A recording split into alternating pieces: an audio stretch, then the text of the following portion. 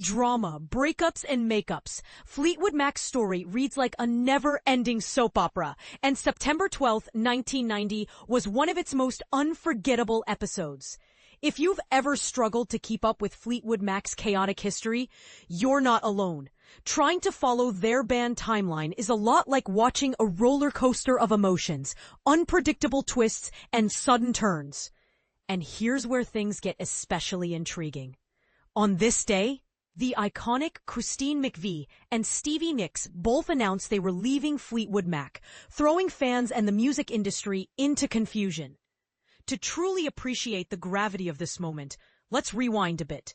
Throughout the 1980s, it seemed like each band member had at least one foot out the door, dabbling in solo projects while pledging loyalty to Fleetwood Mac.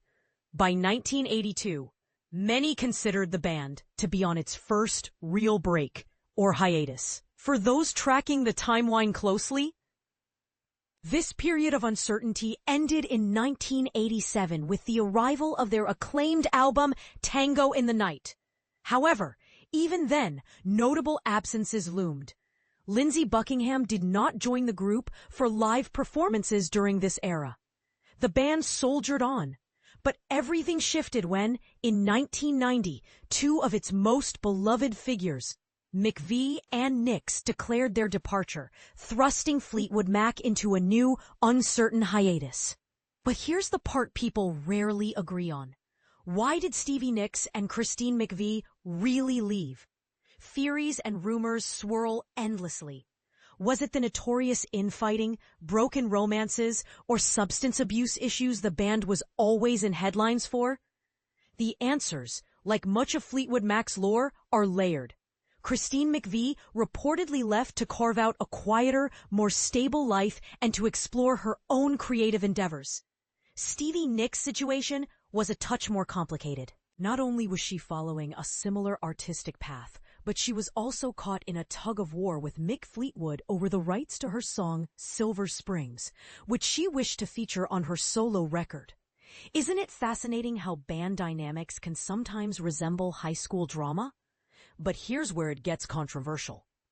Were these departures truly about pursuing solo dreams?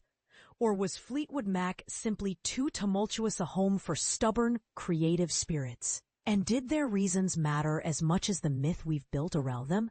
Oddly enough, the splits didn't last. By 1997, McVie and Nicks reunited with the group for the massive comeback live album and tour, The Dance, proving, perhaps, that musical chemistry sometimes trumps personal conflict. Not long after, McVie hung up her touring shoes for good, focusing on her well-being.